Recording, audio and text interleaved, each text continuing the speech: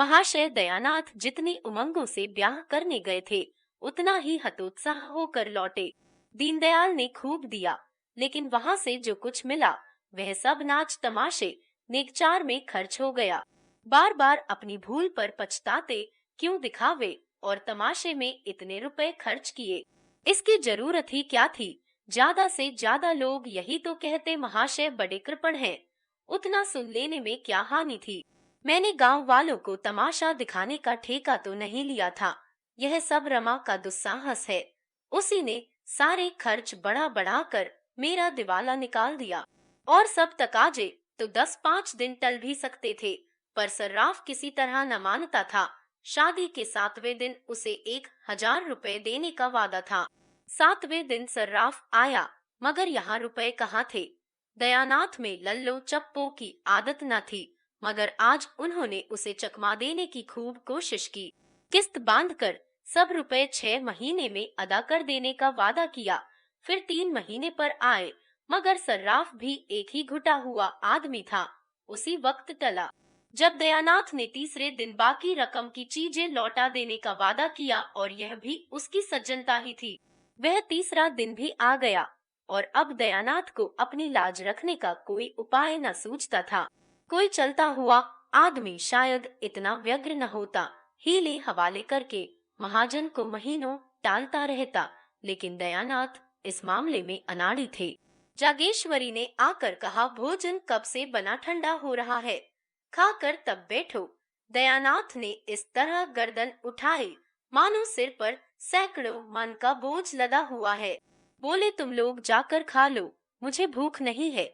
जागेश्वरी, भूख क्यों नहीं है, रात भी तो कुछ नहीं खाया था।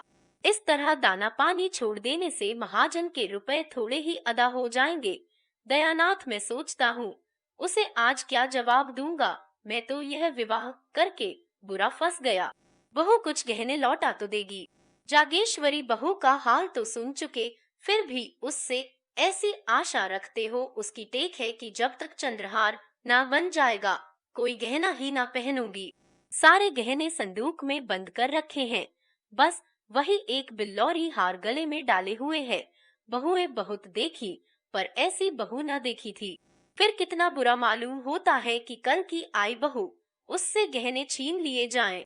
दयानाथ ने चिढ़कर कहा, तुम तो जले पर नमक छिड़कती हो। बुरा मालूम होता है तो लाओ 1,000 निकाल कर दे दो, महाजन को दे आओ।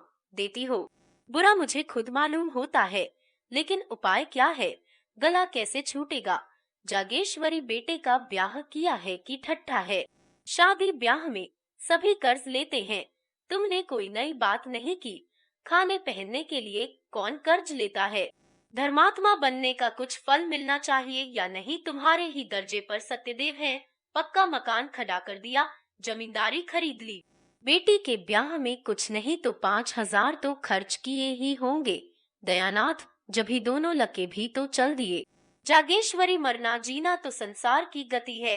लेते हैं वह भी मरते हैं, नहीं लेते वह भी मरते हैं। अगर तुम चाहो तो 6 महीने में सब रुपए चुका सकते हो। दयानाथ ने त्योरी चढ़ाकर कहा, जो बात जिंदगी भर नहीं की वह अब आखिरी वक्त नहीं कर सकता। बहू से साफ साफ कह दो, उससे पर्दा रखने की जरूरत ही क्या है, और पर्दा रहे ही कितने दिन सकता है। आज नहीं तो कल सारा हाल मालूम ही हो जाएगा। बस 3-4 चीजें लौटा दे तो काम बन जाए। तुम उससे एक बार कहो तो। जागेश्वरी झुंझलाकर बोली, उससे तुम ही कहो, मुझसे तो न कहा जाएगा। सहसा रमानाथ टेनिस रैकेट लिए बाहर से आया। सफेद टेनिस शर्ट था, सफेद पतलून, कैनवस का जूता, गोरे रंग और सुंदर मुखाकृति पर इस पहनावे ने रईसों की शान पैदा कर दी थी। रुमाल में बेले के गजरे लिए हुए था, उससे सुगंध उड़ रही थी। माता पिता की आंखें बचाकर वह जीने पर जाना चाहता था कि जागेश्वरी ने टोका, इन्हीं के तो सब कांटे बोए हुए हैं, इनसे क्यों नहीं सलाह लेते। रमा से तुमने नाच तमाशे में 1200-1300 रुपए उड़ा दिए, बतलाओ सर्राफ को क्या जवाब दिया जाए। बड़ी मुश्किलों से कुछ गहने लौटाने पर राजी हुआ, मगर बहू से गहने मांगे कौन, यह सब तुम्हारी ही करतूत है। रमानाथ ने इस आक्षेप को अपने ऊपर से हटाते हुए कहा, मैंने क्या खर्च किया? जो कुछ किया बाबूजी ने किया। हाँ, जो कुछ मुझसे कहा गया वह मैंने किया। रमानाथ के कथन में बहुत कुछ सत्य था। यदि दयानाथ की इच्छा न होती तो रमा क्या कर सकता था? जो कुछ हुआ उन्हीं की अनुमति से हुआ। रमानाथ पर इल्जाम रखने से तो कोई समस्या हल न हो सकती थी। बोले, मैं तुम्हें इल्जाम नहीं देता भाई, किया तो मैंने ही, मगर यह बला तो किसी तरह सिर से टालनी चाहिए।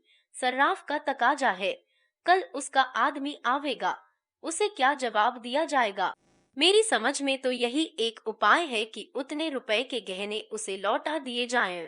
गहने लौटा देने में भी वह झंझट करेगा, लेकिन 10-20 रुपए के लोभ में लौटाने पर राजी हो जाएगा। तुम्हारी क्या सलाह है? रमानाथ ने शर्माते हुए कहा, मैं इस विषय में क्या सलाह दे सकता हूँ, मगर मैं इतना कह सकता हूँ कि इस प्रस्ताव को वह खुशी से मंजूर न करेगी। अम्मा तो जानती है कि चढ़ावे में चंद्रहार न जाने से उसे कितना बुरा लगा था। प्रण कर लिया है, जब तक चंद्रहार न बन जाएगा कोई गहना न पहनूंगी। जागेश्वरी ने अपने पक्ष का समर्थन होते देख खुश होकर कहा, यही तो मैं इनसे कह रही हूँ। रमानाथ रोना धोना मच जाएगा और इसके साथ घर का पर्दा भी खुल जाएगा। दयानाथ ने माथा सिकोड़ कर कहा, उससे पर्दा रखने की जरूरत ही क्या? अपनी यथार्थ स्थिति को वह जितनी ही जल्दी समझ ले उतना ही अच्छा।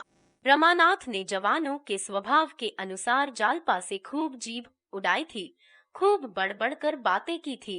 जमींदारी है, उससे कई हजार का नफा है, बैंक में रुपए हैं, उनका सूद आता है। जालपा से अब अगर गहने की बात कही गई तो रमानाथ को वह पूरा लबाडिया समझेगी। बोला, पर्दा तो एक दिन खुल ही जाएगा, पर इतनी जल्दी खोल देने का नतीजा यही होगा कि वह हमें नीच समझने लगेगी, शायद अपने घर वालों को भी लिख भेजे। चारों तरफ बदनामी होगी। दयानाथ, हमने तो दीनदयाल से यह कभी ना कहा था कि हम लखपति हैं।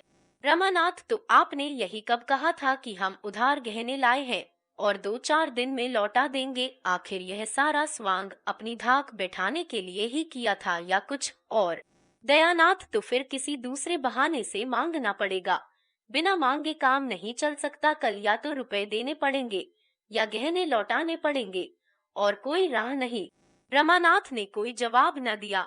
जागेश्वरी बोली, और कौन सा बहाना किया जाएगा? अगर कहा जाए किसी को मंगनी देना है तो शायद वह देगी नहीं, देगी भी तो 2-4 दिन में लौटाएंगे कैसे? दयानाथ को एक उपाय सूझा। बोले, अगर उन गहनों के बदले मुलम्मे के गहने दे दिए जाएं। मगर तुरंत ही उन्हें ज्ञात हो गया कि यह लचर बात है। खुद ही उसका विरोध करते हुए कहा, हाँ, बाद मुलम्मा उड़ जाएगा तो फिर लज्जित होना पड़ेगा। अक्ल कुछ काम नहीं करती। मुझे तो यही सूझता है, यह सारी स्थिति उसे समझा दी जाए। जरा देर के लिए उसे दुख तो जरूर होगा, लेकिन आगे के वास्ते रास्ता साफ हो जाएगा। संभव था, जैसा दयानाथ का विचार था, कि जाल पार होकर शांत हो जाएगी, पर रमा की इसमें किरकिरी होती थी। फिर वह मुंह न दिखा सकेगा। जब वह उससे कहेगी, तुम्हारी जमींदारी क्या हुई, बैंक के रुपए क्या हुए, तो उसे क्या जवाब देगा? विरक्त भाव से बोला, इसमें बेइज्जती के सिवा और कुछ न होगा। आप क्या सर्राफ को 2-4-6 महीने नहीं टाल सकते? आप देना चाहें तो इतने दिनों में 1000-1200 रुपए बड़ी आसानी से दे सकते हैं। दयानाथ ने पूछा, कैसे? रमानाथ, उसी तरह जैसे आपके और भाई करते हैं। दयानाथ, वह मुझसे नहीं हो सकता। तीनों कुछ देर तक मौन बैठे रहे। दयानाथ ने अपना फैसला सुना दिया। जागेश्वरी और रमा को यह फैसला मंजूर न था, इसलिए अब इस गुत्थी के सुलझाने का भार उन्हीं दोनों पर था। जागेश्वरी ने भी एक तरह से निश्चय कर लिया था। दयानाथ को झक मारकर अपना नियम तोड़ना पड़ेगा। यह कहाँ की नीति है कि हमारे ऊपर संकट पड़ा हुआ हो और हम अपने नियमों का राग अलापे जाएं। रमानाथ बुरी तरह फंसा था। वह खूब जानता था कि पिताजी ने जो काम कभी नहीं किया वह आज न करेंगे। उन्हें जालपा से गहने मांगने में कोई संकोच न होगा, और यही वह न चाहता था। वह पछता रहा था कि मैंने क्यों जालपा से डींगे मारी। अब अपने मुंह की लाली रखने का सारा भार उसी पर था। जालपा की अनुपम छवि ने पहले ही दिन उस पर मोहिनी डाल दी थी। वह अपने सौभाग्य पर फूला न समाता था। क्या यह घर ऐसी अनन्य सुंदरी के योग्य था? जालपा के पिता 5 रुपए के नौकर थे, पर जालपा ने कभी अपने घर में झाड़ू न लगाई थी, कभी अपनी धोती न छाटी थी, अपना बिछावन न बिछाया था, यहाँ तक कि अपनी के धोती की खींच तक न सी थी। दयानाथ 50 रुपए पाते थे, पर यहाँ केवल चौका बासन करने के लिए मेहरी थी। बाकी सारा काम अपने ही हाथों करना पड़ता था। जालपा शहर और देहात का फर्क क्या जाने, शहर में रहने का उसे कभी अवसर ही ना पड़ा था। वह कई बार पति और सास से साश्चर्य पूछ चुकी थी, क्या यहाँ कोई नौकर नहीं है? जालपा के घर दूध दही घी की कमी नहीं थी, यहाँ बच्चों को भी दूध में सर ना बथा। इन सारे अभावों की पूर्ति के लिए रमानाथ के पास मीठी मीठी बड़ी बड़ी बातों के सिवा और क्या था? घर का किराया 5 रुपया था, रमानाथ ने 15 बतलाए थे। लड़कों की शिक्षा का खर्च मुश्किल से 10 रुपए था, रमानाथ ने 40 बतलाए थे। उस समय उसे इसकी जरा भी शंका न थी कि एक दिन सारा भंडा फट जाएगा। मिथ्या दूरदर्शी नहीं होता, लेकिन वह दिन इतनी जल्दी आएगा, यह कौन जानता था?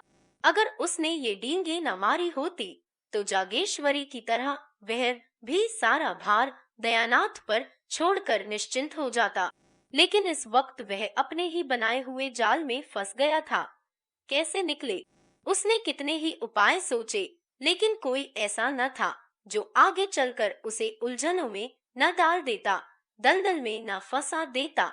एकाएक उसे एक चाल सूझी। उसका दिल उछल पड़ा, पर इस बात को वह मुंह तक न ला सका। ओह, कितनी नीचता है, कितना कपट, कितनी निर्दयता, अपनी प्रेयसी के साथ ऐसी धूर्तता। उसके मन ने उसे धिक्कारा। अगर इस वक्त उसे कोई 1000 रुपया दे देता, तो वह उसका उम्र भर के लिए गुलाम हो जाता। दयानाथ ने पूछा, कोई बात सूझी? मुझे तो कुछ नहीं सूझता। कोई उपाय सोचना ही पड़ेगा, आप ही सोचिए। मुझे तो कुछ नहीं सूझता। क्यों नहीं उससे 2-3 गहने मांग लेते? तुम चाहो तो ले सकते हो, हमारे लिए मुश्किल है। मुझे शर्म आती है, तुम विचित्र आदमी हो, न खुद मांगोगे न मुझे मांगने दोगे, तो आखिर यह नाव कैसे चलेगी? मैं एक बार नहीं 1000 बार कह चुका कि मुझसे कोई आशा मत रखो। मैं अपने आखिरी दिन जेल में नहीं काट सकता, इसमें शर्म की क्या बात है? मेरी समझ में नहीं आता, किसके जीवन में ऐसे कुअवसर नहीं आते। तुम ही अपनी माँ से पूछो। जागेश्वरी ने अनुमोदन किया। मुझसे तो नहीं देखा जाता था कि अपना आदमी चिंता में पड़ा रहे, मैं गहने पहने बैठी रहूं। नहीं तो आज मेरे पास भी गहने न होते। एक एक करके सब निकल गए। विवाह में 5000 से कम का चढ़ावा नहीं गया था, मगर 5 ही साल में सब स्वाहा हो गया। तब से एक छल्ला बनवाना भी नसीब न हुआ। दयानाथ जोर देकर बोले, शर्म करने का यह अवसर नहीं है, इन्हें मांगना पड़ेगा। रमानाथ ने झेपते हुए कहा, मैं मांग तो नहीं सकता, कहिए उठा लाऊं। यह कहते कहते लज्जा, क्षोभ और अपनी नीचता के ज्ञान से उसकी आंखें सजल हो गई। दयानाथ ने भौचक्त होकर कहा, उठा लाओगे? उससे छिपाकर रमानाथ ने तीव्र कंठ से कहा, और आप क्या समझ रहे हैं? दयानाथ ने माथे पर हाथ रख लिया और एक क्षण के बाद आहत कंठ से बोले, नहीं, मैं ऐसा न करने दूंगा। मैंने छल कभी नहीं किया और न कभी करूंगा। वह भी अपनी बहू के साथ। अच्छे अच्छे, जो काम सीधे से चल सकता है, उसके लिए यह फरेब कहीं उसकी निगाह पड़ गई तो समझते हो वह तुम्हें दिल में क्या समझेगी? मांग लेना इससे कहीं अच्छा है। रमानाथ, आपको इससे क्या मतलब? मुझसे चीजें ले लीजिएगा, मगर जब आप जानते थे यह नौबत आएगी, तो इतने जेवर ले जाने की जरूरत ही क्या थी? व्यर्थ की विपत्ति मोल ली। इससे कई लाख गुना अच्छा था कि आसानी से जितना ले जा सकते उतना ही ले जाते। उस भोजन से क्या लाभ कि पेट में पीड़ा होने लगे। मैं तो समझ रहा था कि आपने कोई मार्ग निकाल लिया होगा। मुझे क्या मालूम था कि आप मेरे सिर यह मुसीबतों की टोकरी पटक देंगे, वरना मैं उन चीजों को कभी न ले जाने देता। दयानाथ कुछ लज्जित होकर बोले, इतने पर भी चंद्रहार न होने से वहाँ हाय तौबा मच गई। रमानाथ, उस हाय तौबा से हमारी क्या हानि हो सकती थी? जब इतना करने पर भी हाय तौबा मच गई, तो मतलब भी तो न पूरा हुआ।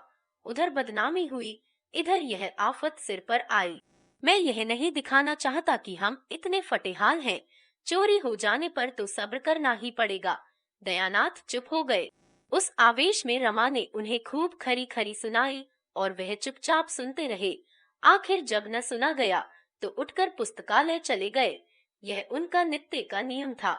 जब तक 2-4 पत्र पत्रिकाएं न पढ़ ले, उन्हें खाना न हजम होता था। उसी सुरक्षित गड़ी में पहुंचकर घर की चिंताओं और बाधाओं से उनकी जान बचती थी। रमा भी वहां से उठा, पर जालपा के पास न जाकर अपने कमरे में गया। उसका कोई कमरा अलग तो था नहीं, एक ही मर्दाना कमरा था। इसी में दयानाथ अपने दोस्तों से गपशप करते, दोनों लके पढ़ते और रमा मित्रों के साथ शतरंज खेलता। रमा कमरे में पहुंचा तो दोनों लके ताश खेल रहे थे। गोपी का 13वां साल था, विश्वंभर का 9वां। दोनों रमा से थर थर कांपते थे। रमा खुद खूब ताश और शतरंज खेलता, पर भाइयों को खेलते देखकर हाथ में खुजली होने लगती थी। खुद चाहे दिन भर सैर सपाटे किया करे, मगर क्या मजाल कि भाई कहीं घूमने निकल जाएं। दयानाथ खुद लड़कों को कभी न मारते थे। अवसर मिलता तो उनके साथ खेलते थे। उन्हें कनकौवे उड़ाते देखकर उनकी बाल प्रकृति सजग हो जाती थी। 2-4 पेंच लड़ा देते। बच्चों के साथ कभी कभी गुल्ली डंडा भी खेलते थे। इसलिए लके जितना रमा से डरते, उतना ही पिता से प्रेम करते थे। रमा को देखते ही लड़कों ने ताश को टाट के नीचे छिपा दिया और पढ़ने लगे। सिर झुकाए चपत की प्रतीक्षा कर रहे थे, पर रमानाथ ने चपत नहीं लगाई। मोड़े पर बैठकर गोपीनाथ से बोला, तुमने भंग की दुकान देखी है ना? नुक्कड़ पर। गोपीनाथ प्रसन्न होकर बोला, हाँ, देखी क्यों नहीं। जाकर 4 पैसे का माजून ले लो, दौड़े हुए आना। हाँ, हलवाई की दुकान से आधा सेर मिठाई भी लेते आना। यह रुपया लो। कोई 15 मिनट में रमा ये दोनों चीजें ले जालपा के कमरे की ओर चला।